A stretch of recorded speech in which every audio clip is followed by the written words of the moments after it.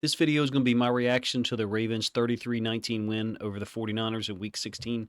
A really unbelievable win, one that Ravens fans should celebrate. Obviously, with whatever the news is for Kyle Hamilton, that would damper the excitement from this one. But just the gameplay, one observation, this is the third road win in the last 5 weeks, I believe, that the Ravens have had. Two Los Angeles to beat the Chargers, two Florida to beat Jacksonville, and then now two California again to beat the San Francisco 49ers in a game where they really outplayed the 49ers, I thought, from mid-second quarter on. You did have a flurry at the end by the 49ers. They got a touchdown once Sam Darnold came in or reached the 1 yard line. Unbelievable effort, I thought, down there by multiple guys on the Ravens. Malik Harrison, Jadeveon Clowney, obviously. Brent Urban, I thought, was involved in a sack. Multiple guys just continuing to play hard, even though some would say the game is over at that moment. I'm not sure what you would have thought prior to the game. I would never have predicted this score outcome in either direction. And the amazing thing about that is this is the third time this year that I've probably said that exact statement after a big Ravens win. It's possible that none of us, myself included, myself first, understands how good this team is when they're playing at their highest level and they don't turn the football over. This one started out very weird. If you ask me, how often do you see scores of 2-0, 5-0, 10-5, and then 13-5 in the same game, unless you're playing baseball or lacrosse or something like that? And then additionally, the safety where the ref is basically the person who tackles Lamar or trips him up or gets in the way. Brock Purdy throwing interceptions on 3 of the 49ers' first 4 possessions. He only had 7 coming into the game, and we get 3 early on. There was a feeling for a while, at least for me and in our Discord, it was like, wait a minute, we got all these turnovers and we haven't gotten a big lead yet. The scoreboard just wasn't reflecting some of the gameplay yet. The scoreboard had to catch up. In terms of the interceptions, whether they're Brock Purdy's fault or not, like, I don't care. I'm a Ravens fan, and like, how athletic are some of these plays that our guys made? Hamilton's interception, the first one, I disagree with Troy Aikman that it was a clear touchdown if thrown earlier. They drew a nice little yellow box on the screen. I wish I could do stuff like that quickly. I disagree. Hamilton's sitting there reading. The quarterback sees the routes. There's no route to threaten him to the sideline that I'm aware of to actually threaten him. There's an inside linebacker in the window, so the arc of the throw by Purdy is going to give the safety or safeties a chance to recover. So it really doesn't matter. We did intercept the ball. I reject things like that are like, if he throws it earlier, it's easy. There's some cases where that's true. I just didn't think that was it. But the athleticism of the following guys, Stevens, Humphrey, and Kyle Hamilton on the second and third picks. So Stevens. Humphrey ends up getting the pick. Stevens and him are both on a blitz, a corner blitz. So we're stopping the run. We're trying to stop the run. Blitzing both corners from a hard, alignment on the line of scrimmage. Stevens jumps up in the air, swats the ball, like the 5th time, maybe 6th or more, where the ball's in the air and we have the possibility of getting an interception. Just athleticism, awareness too. Technique, because he's been coached to do it. Swats at the ball in a way that the ball goes up in the air, and then Humphrey gets the pick. I thought Marlon Humphrey played amazing. He is who he is. Then Kyle Hamilton's second pick. Again, his health is a concern, but I don't know that I've seen a better football play all year from the standpoint of he blitzes, and I think an offensive lineman engages him, and I believe it's McCaffrey goes low on him and gets called for it. But also there's an offensive lineman who almost looked like he landed a strike on Kyle Hamilton on the ground, and I think that's what the personal foul was. But Kyle Hamilton gets up and then goes and intercepts the ball after Marlon tips it. That's just unbelievable. They just show like hit charts for quarterbacks. I wish we could see something for Kyle Hamilton that's like a flow chart. Where was he on this play? So you could see like lines moving, maybe like some kind of way to determine how long he stayed in that area. That's an unbelievable effort play that, no matter what level of football you're coaching, you mention it to your kids with just pride and excitement, because you don't have to mention to that team or even teams the next 2 or 3 years about effort when a play like that is made by someone. Now, this is professional football, so it's different. You assume incredible effort, but you don't always get it, and we know that. It just tells you what Kyle Hamilton has or what he is. Not just an athletic freak, but someone who's never going to stop playing. In any case, let's talk about the defense for a moment. Look, the Ravens are not only committed to defending and challenging everything, they make the windows small most of the time. I know there's some chunk plays by Purdy and the tight end, George Kittle early on. A huge run by McCaffrey, like mid-late second quarter, where the 49ers go on a score to get within 13-12. And look, the 49ers had outgained us at halftime. It was, in terms of yardage, it was 231 to 176 in favor of the 49ers. So they were able to get big plays. And then even late in the game, Ayuk had some big plays once the 49ers closed to 33-12 and then 33-19. Or 33-19 and then tried to cut it even shorter. You have to give credit to the defense and Mike McDonald. I will mention specific guys, but first, a statement. When this team does not turn the football over, it's going to be very difficult to beat them. I think that that's clear.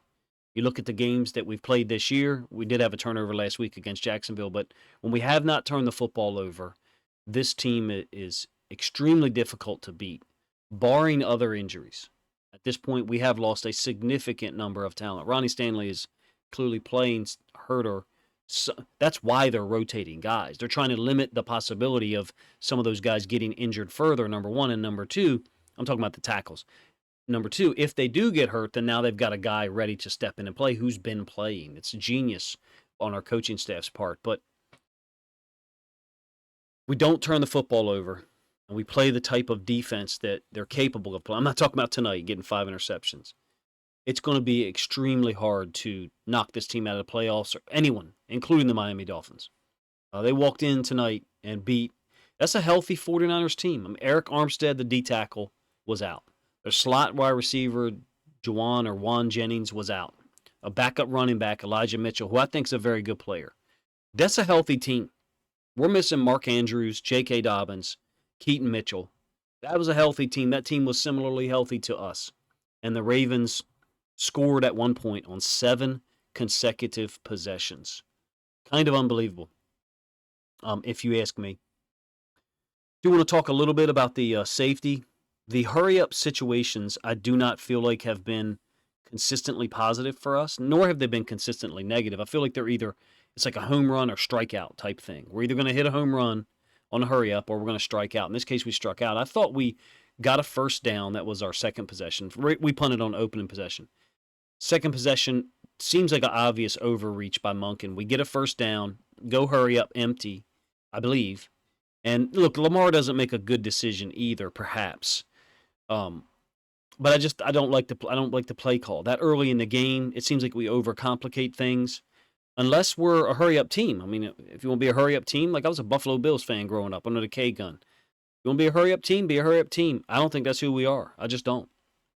And then we go and score on 7 consecutive possessions against a 49ers defense that I think was number 2 in the league in points allowed, coming in on a 6-game winning streak. Truly an amazing win, just given their record and their points scored. Now, in reality, the defenses they had faced, there was only one that was anywhere near our level. Get back to the offense for a moment. So many guys had made impact plays tonight. Zay Flowers, Isaiah Likely. Did you see the stiff arm? It was ridiculous. Gus had a 39-yard catch. Lamar, I thought Lamar's 33-yard scramble late second quarter was like one of those moments where if you're a coach on the other team's sideline, defensive coach particularly, you kind of look at your other coaches and you're like, oh shit, there's nothing we can do with him. Lamar finished 25 of 35 with 252 yards passing, 2 touchdowns. Added 45 yards rushing. Do have some concerns about the run game. I think we finished at 102. Lamar has 45 of it. Against a high-level defense like the 49ers, we'd like to be able to get a little bit more on the ground. I thought Lamar played really well, except for the third possession. I did not think he played well.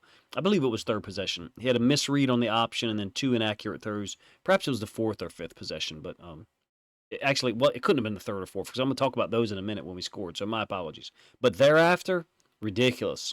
That scramble, like I said, after the 49ers had scored to make it 13-12, that 33-yard run, unbelievable, making Fred Warner miss. And like Troy Aikman said, it's really not a missed tackle. It's Lamar Jackson at open field. You're not going to tackle him.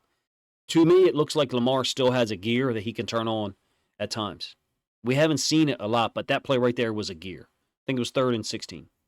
Might have been the play of the game, which is, you know, kind of stupid to say on a night when Kyle Hamilton had an unbelievable interception. Marlon Humphrey had some really sick plays on defense, and Jadeveon Clowney was involved in 3 different sacks. Whether he gets credit for them, I don't know.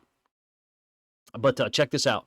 First half, I think third possession is 8 plays, 65 yards. I'll show that one to you in a minute. Field goal. Fourth possession, I think, is 11 plays, 53 yards, touchdown. Then late in the third quarter, Lamar takes us down to go up 16-12, 11 plays, 64 yards. We were moving the ball on their defense. This was not a situation where guys went out for them and we started to, decimate or started to score, move the ball consistently on a decimated roster team. No, we had already had 3 scoring drives in the first half, and then of course in the third quarter we go touchdown, field goal to start the third quarter, outscore San Francisco 17-0 in the quarter. Ridiculous swing. The defense was swarming at various times. The stop to open the third quarter I thought was really important. We're up 16-12. Matabike gets a tackle on McCaffrey for a 1-yard run. Queen tackles Kittle on a short pass. And then Queen again against Willie Snead over the middle. I'm glad to see Willie Snead getting on the field, man. He's always one of my favorite players. So the Ravens are able to capitalize on that stop to open the third quarter, get a personal foul penalty on the 49ers, along with the 23-yard return by Tylan Wallace. I thought that was a wall punt return. I thought it was a wall to our sideline. Can't wait to see it. And we go down and score in 3 plays. Really get the ball rolling. And from there, defense was just swarming. Lamar finds Gus for a 39-yarder after that, that punt return and the penalty on them. Aguilar, a sick adjustment with his back to Lamar. The replays they showed us, it looked like to me Aguilar's taking a guy upfield. The corner kind of went for it. Not sure why. There's only so much space there, but he's covering man, so that's his mentality. And then Aguilar puts his foot in the ground, brings it back, and Lamar's kind of already throwing the ball. You can tell they've practiced it. Sick move by both of them. 6-yard touchdown catch, pushes the lead to 23-12 early in the third quarter. I think 3 minutes into the third quarter.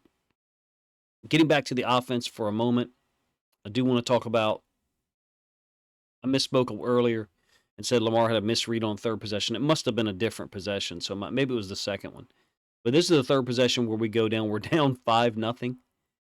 And I thought Flowers had an impact. Those screens horizontally, even though they've been hit or miss at times this year, tonight they definitely accomplished their goal of spreading the 49ers out some. I did think one of them was a TFL. It's the second play here. It looks to me like that's not a screen. It looks to me like it's Flowers on a hitch, which is just a screen, and the other 2 guys running vertical. So possibly a screen and go. The other guys didn't appear to be blocking. That was a loss of 2 on the second play of this drive. And then the 2nd and 12, Lamar sneaks out of there. I thought this was the first time he really scrambled in this game for 9 yards. 3rd and 3, we go empty. And there was, you see my notes, a lot of time. I didn't think the 49ers got pressure early. I believe they finished with 2 sacks. I might be wrong in that number, but I really didn't feel like they got pressure early. There were some times later on when they did, including the last play of this drive, the 3rd and 8, where the 49ers go sticks, blitz 0, and we do get the completion to Aguilar into the boundary that is short. The DB's tackling. DB watches Lamar throw. He breaks on the ball. So it's quite, I won't say easy, but it's simple. I like that we brought back the jet and the dive. So it's the 5th play down for you guys from the top, I believe. 1st and 10 from the 34. Jet to our right, and then dive opposite with Gus. Only got 4 yards. And then Bateman, a pass incomplete. And then there's a penalty, of face mask on the 49ers. They were a little undisciplined tonight. I don't think they're an undisciplined football team, but they had some trouble. It's a face mask. There was 2 penalties on that play, in fact, I believe. Pushes the ball down to the 14. We had some success running the ball out of, I guess you call it 30 personnel. It's the 4th play from the bottom for you guys. 1st and 10 from the 14.5-yard line. I got it listed as 30. I don't know what the heck to call it. Gus is on the field with Justice Hill and Ricard. And I think we do this 3 times tonight. So Ricard is at tight end. And then both Justice Hill and Gus are in the backfield to the boundary, twins to the field. The two receivers are to the field. I guess some would say, hey, coach, why don't you just call it 21 personnel? Ricard's lined up at tight end. Well, he is listed as a fullback still, number one. Number two, he's clearly not a tight end like Andrews, Likely, or Kolar from the standpoint of being an actual receiver threat up the seams in the end zone. That's not what he is. He's a fullback. So I called it 30 personnel, 5-yard run. In any case, Lamar keeps it on the next one. 3-yard loss, I don't know. I don't think it's a misread. I didn't get really a great look at it. They did show one view of it from the end zone angle. I'm not exactly sure, but it ends up being a 3-yard loss. And then 3rd and 8, sticks blitz 0. So credit to the 49ers for pulling that out and reminded us that it's still there in 2023. So we're able to get the ball after an interception and take it down and score our first touchdown of the game. I want to fast forward a little bit here to the 4th and goal from the 2. Really cool, man. We go jumbo 22, so we bring in Cleveland. We got Ricard, we got Gus on the field, and we go diamond option. And I thought Likely did a great job on this one. Lamar reads it correctly. The timing of it looked just like 2019 diamond option. I definitely want to show film of that one and of tomorrow, kind of break it down or talk about it, maybe even show some of the option plays from 2019. Timing looks similar. And look, Lamar's got those skills. They're there. That's what, hey, there's a possibility, guys, that Lamar's career path and the offense he played in for a while is going to benefit us for a while. Because you can do stuff like this on 4th and goal from the 2 because he's like a computer. It's already installed. You just got to double click on that folder, click on the file, boom, it's there. Maybe Neo from the Matrix is a better example. But moving back up forward, up to the top, you had 2 completions to Flowers. One of them was a screen. The other one I thought was just a quick throw out there. I'm not sure if it was a screen. Bateman, 15 yards on the first play here. I missed the down and distance after the turnover. Put my kids to bed. And so we got Bateman, Flowers. And then Bateman with a bad drop on the left sideline. It would have been great to see Bateman, Flowers, Bateman on 4 consecutive catches, being as they're so young and they both got so much ability. Justice Hill, we were lucky to get that screen off. I thought there was a guy in Lamar's face. And then OBJ hasn't had a huge impact statistically lately, nor did he in this game. But 3rd and 4, between defenders, got the first down. That was important, clearly.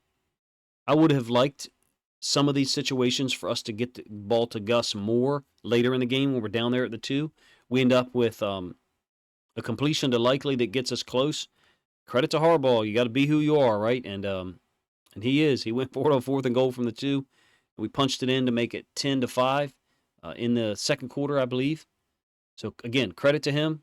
I'm not that guy that thinks we should go for it all the time, but nonetheless we did. It pushed us ahead on the scoreboard. We got another interception on the next possession, 13-12 and then 13-5 and then 16-12 at the half.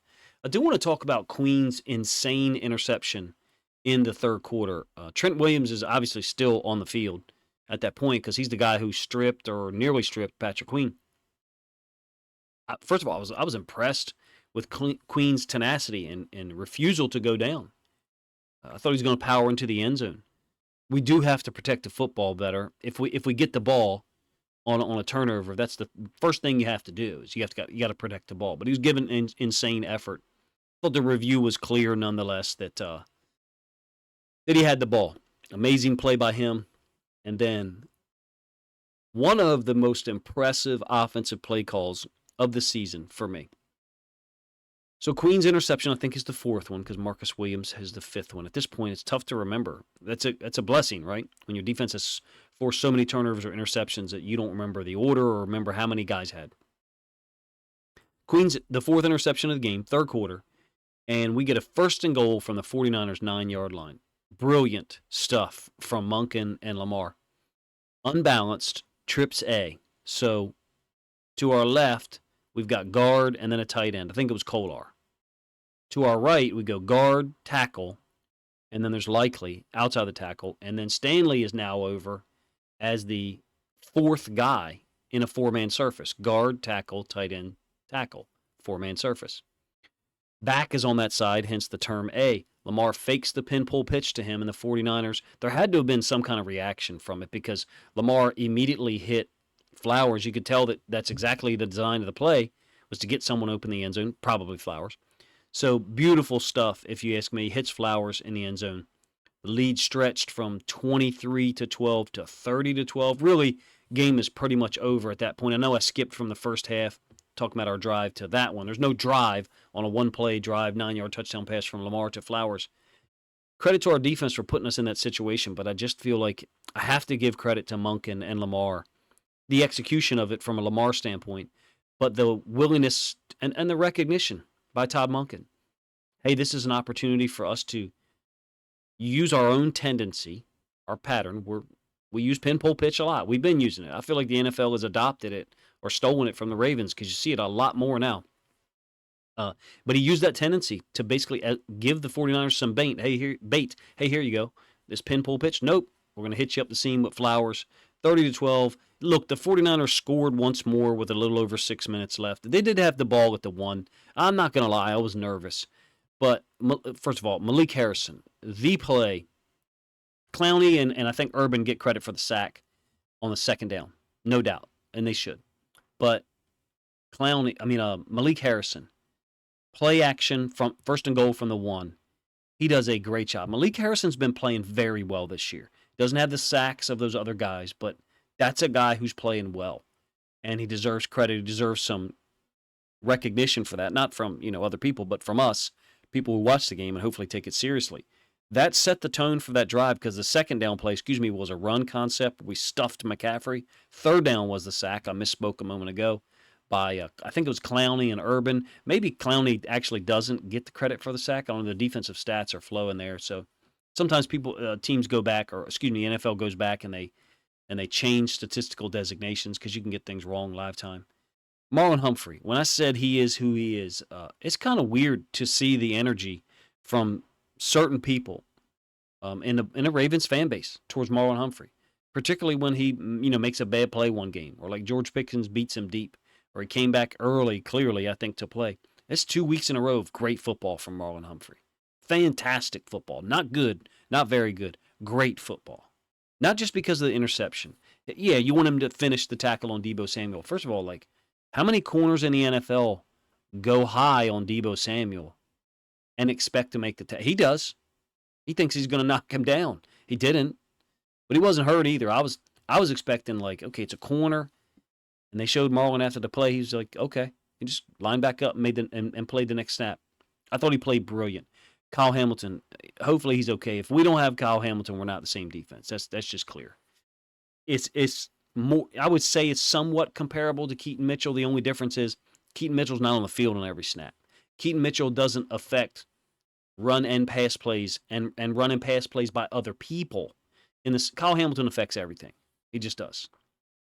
I'm not too damn sure he's not our absolute best player totally, which sounds crazy because we got Lamar Jackson on the field, on the offense. Kyle Hamilton just impacts everything. There are some, and some people in our Discord said it, who would say, hey, we're up by 21 points. Why is Kyle Hamilton on the field in the fourth quarter? I'm not going to pick a side on that. I'm not. But I do recognize I've seen people be cautious with an injury before. And I might be wrong on the situation, but I think we were up 21 in the fourth quarter. I've seen people be cautious, youth, high school, NFL level, whatever. Now, unfortunately, we may have no choice but to be cautious. I mean, he re-injured it. He clearly re-injured it, so he may not play next week. He may not play the next 2 weeks. Who knows? He may be out for the season. I don't know as I'm recording this. But if he's able to come back and play, we now have to be cautious. The next time that happens and we're up 21 in the fourth quarter, he's coming off the field.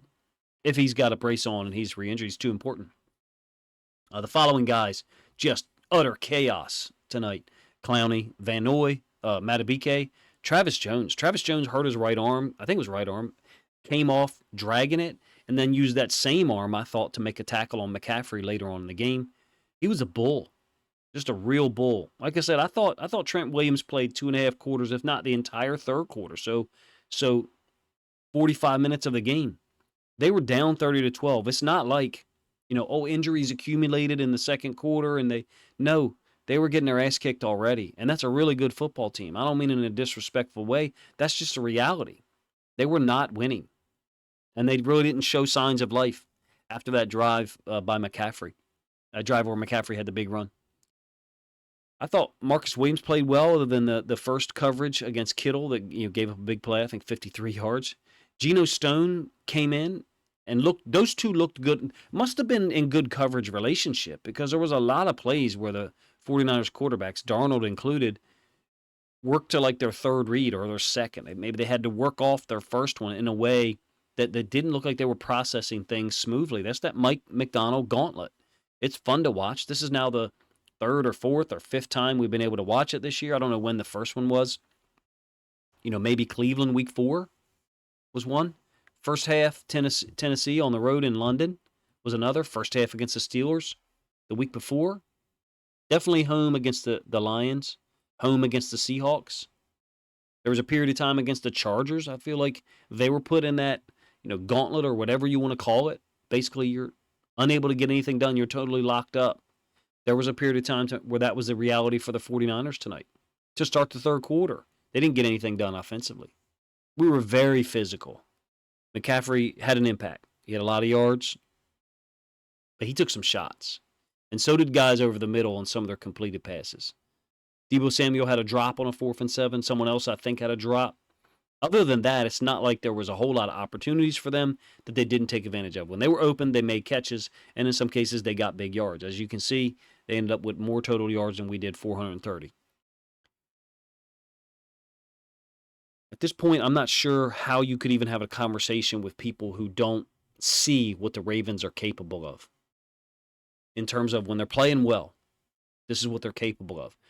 Is it going to be 33-19 against the 49ers if we're blessed enough and fortunate enough to face them again in the Super Bowl? Well, no, you wouldn't expect that. I still wouldn't anticipate that, nor would I vote for it pre-game.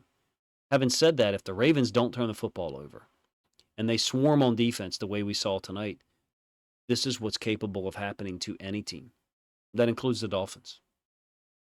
There's probably going to be people who don't agree with that, but when the Ravens play this type of defense and can get after the quarterback and possess the ball without turning it over, Todd Monken can go through his cycle of plays, formations, and concepts until he finds some that the other team's defense isn't able to keep up with and isn't able to defend. And even if he can't find those, he's got that guy right there who can make plays on his own like he did, late in the second quarter to get the Ravens down there. I actually was kind of hoping we got out of there. I said, hey, let's just get out of this half. That 3-point 16-12 might not seem like a big deal, but that play by Lamar is, because it shows the other team's defense, hey, you're going to have real trouble getting to him and corralling him. Also shows their coaching staff, if you really want to be serious about getting the ball out of his hands, allocating a 4-man rush is not going to work, at least not consistently. You guys let me know what you think of some of my thoughts about the game. If you were as surprised as I was when the lead grew, even though the gameplay in the second quarter, other than that 49ers offensive possession, was really tilted in the Ravens' favor. The scoreboard just hadn't caught up yet. Appreciate you guys' time. If you think other Ravens fans would enjoy this reaction video to the Ravens 33-19 win over the 49ers, then please consider grabbing a link to this video, sharing it out on social media to help this content get more reach.